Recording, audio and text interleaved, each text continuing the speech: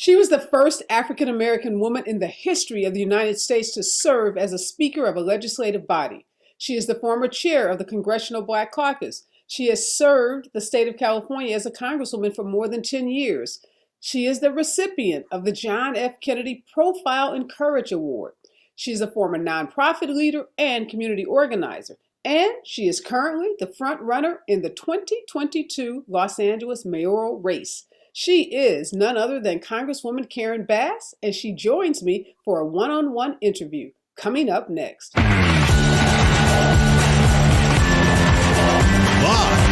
from Los Angeles, this is the Special Report with Areva Martin.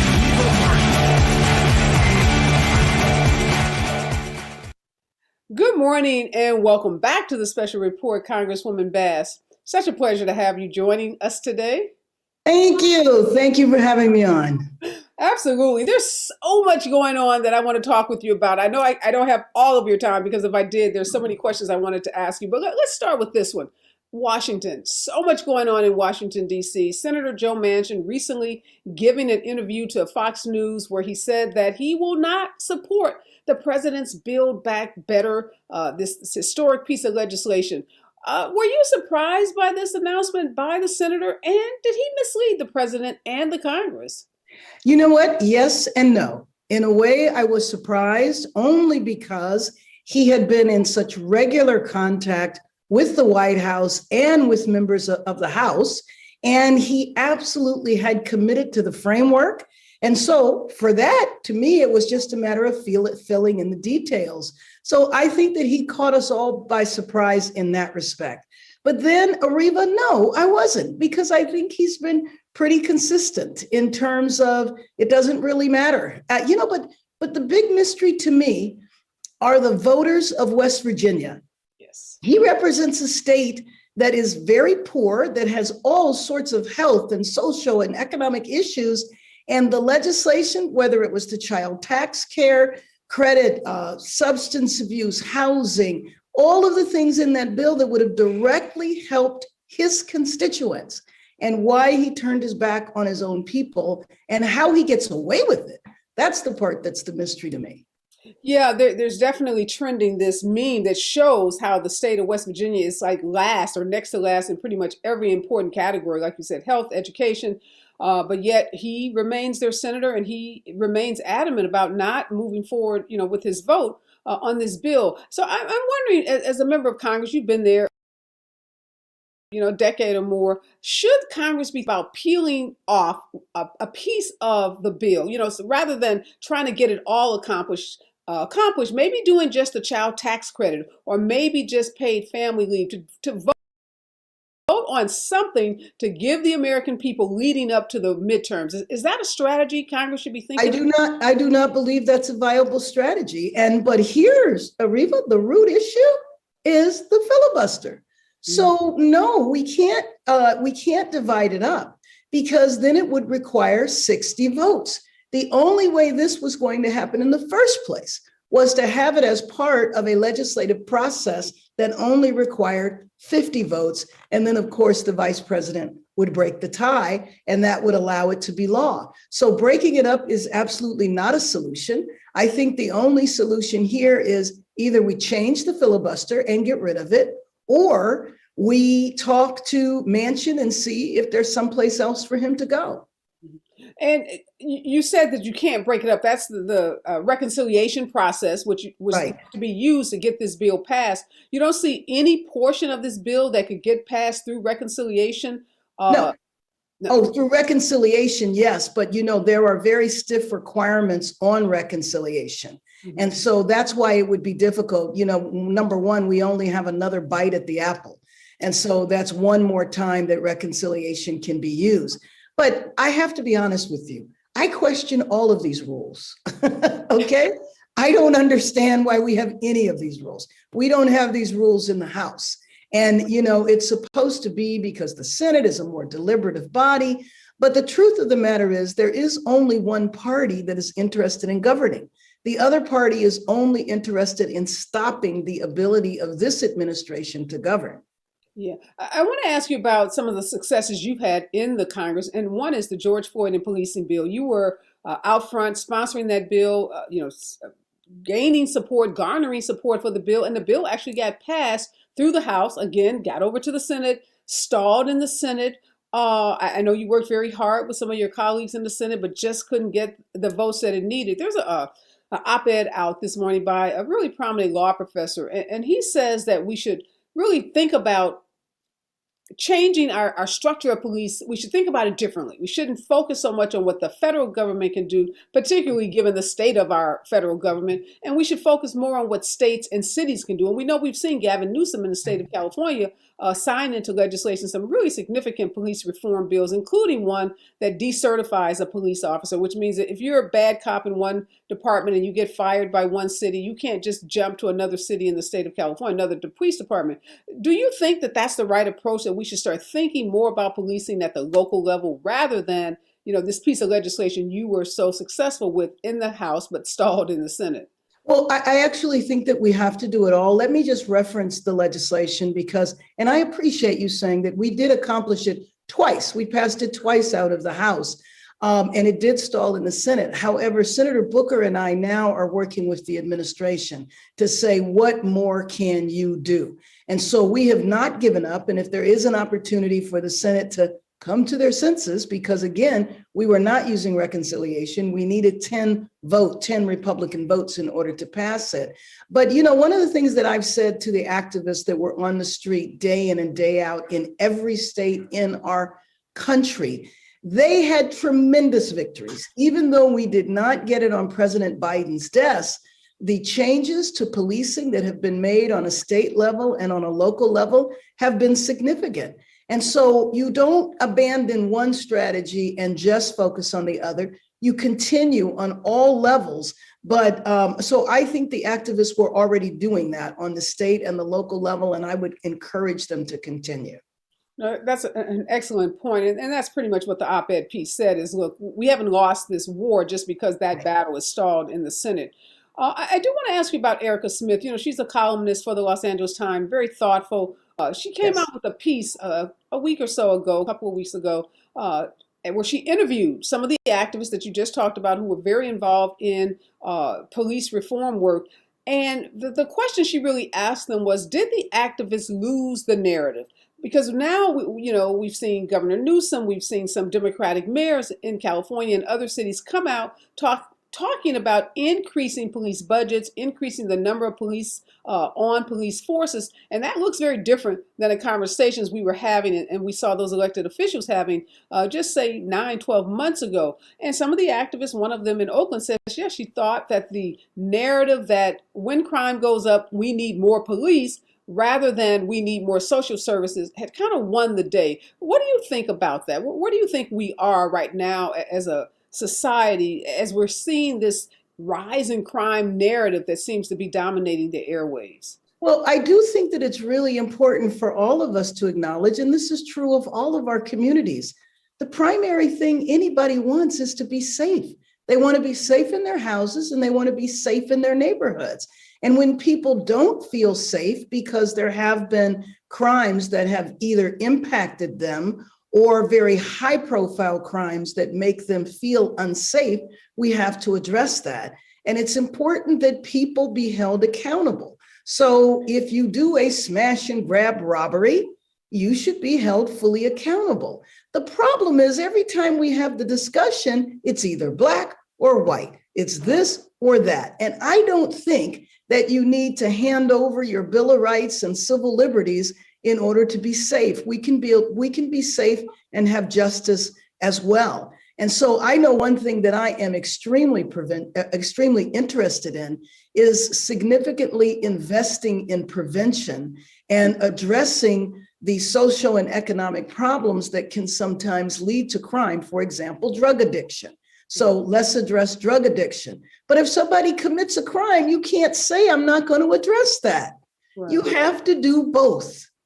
And I know Congresswoman Bass, the whole, we had 18 months when we were talking about this concept of defund the police. I know you've never, stated support for that concept, although you've been clearly an advocate for reforming policing.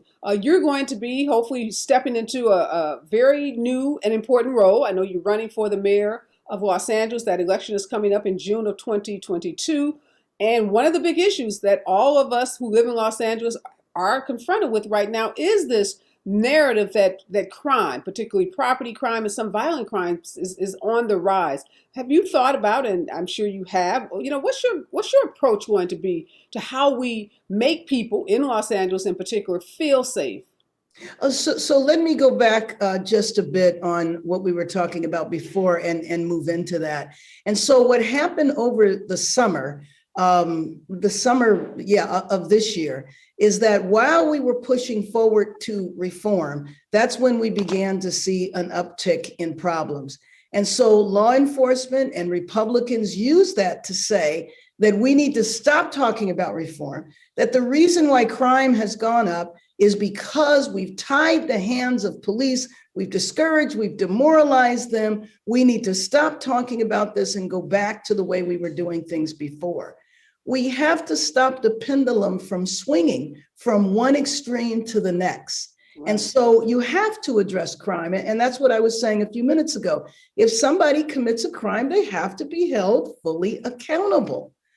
But that is not enough. We have to invest in communities. And so if people are feeling unsafe, we can't act as though that is not happening. People are feeling unsafe, and we absolutely have to address that. And so for me, it is about addressing the crime, but also investing in the communities in terms of prevention.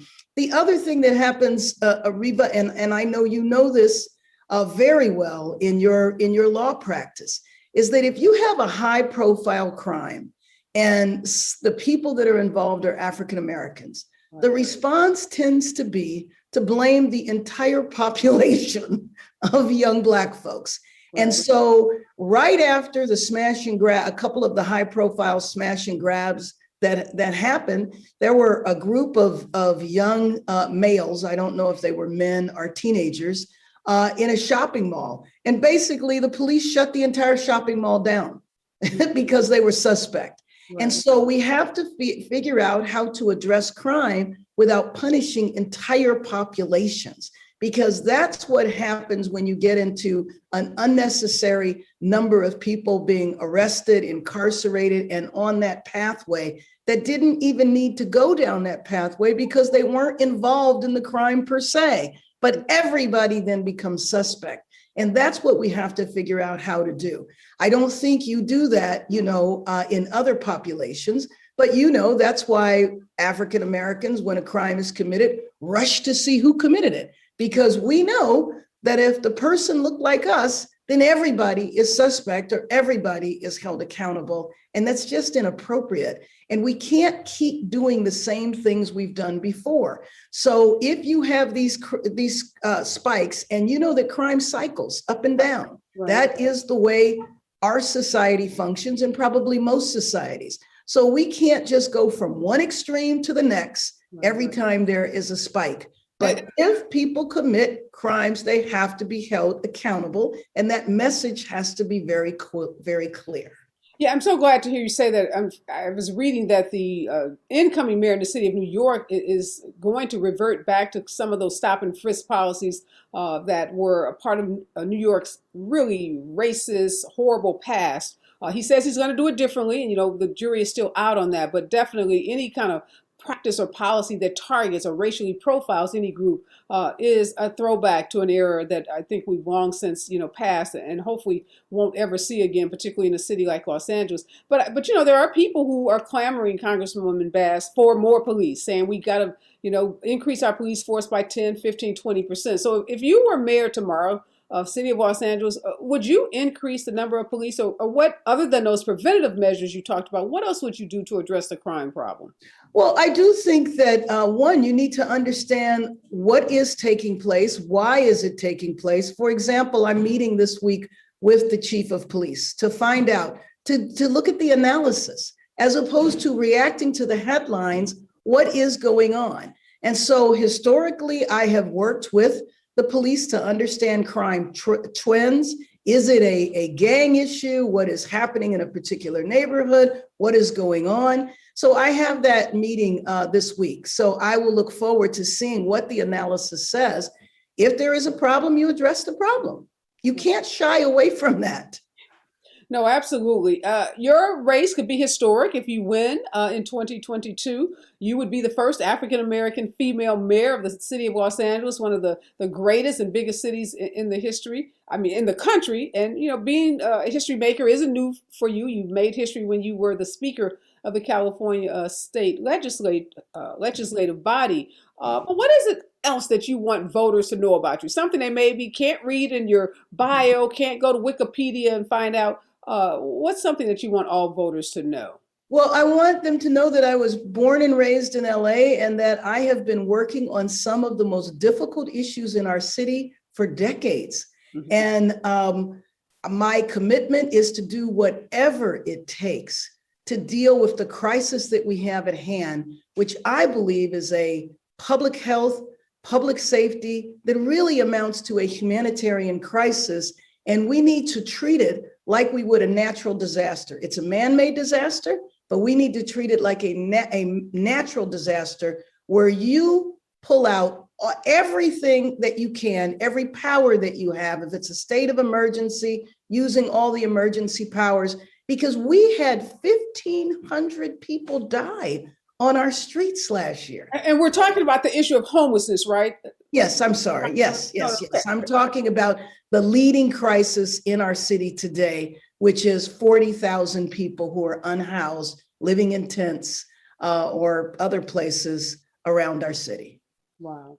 And, you know, many people the crime issue, the homelessness issue, obviously the two biggest issues, I think, you know, the voters in Los Angeles are thinking about, top of mind for voters. We've seen a lot of efforts to address homelessness. We've thrown a lot of money at it. We know that, you know, there's been efforts to change zoning laws so that more housing can be built. Is there something that you are looking forward to bringing to this problem that hasn't been tried? Yes.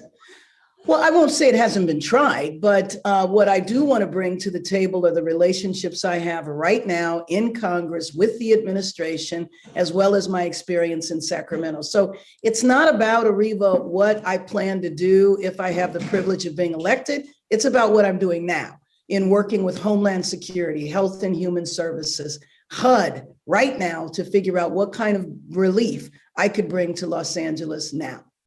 Well, I gotta say, we are super excited to have this opportunity to sit down with you. We're looking forward to the next 6 months. We'll be watching this race very closely. Appreciate you spending some time with us today, and best of luck, best of good, you know, happy holidays, I should say, to you and your family. Enjoy your holidays. Get some rest. I'm sure you're gonna have roller skates on come January 2nd. So lots of rest, I hope, is on the horizon for you over the holiday period. All right, same to you, and thank you so much for having me on. Okay, take care. Okay, bye-bye. I want to thank Congresswoman Karen Bass, who's also the leading candidate in the mayor's race for the mayor's office, City of Los Angeles. That race is not that far off. It's coming up in June. The top two candidates in that June election then move on to November of 2022. So we will have a new mayor come the end of next year. The question is, will it be a historic figure like Congresswoman Karen Bass?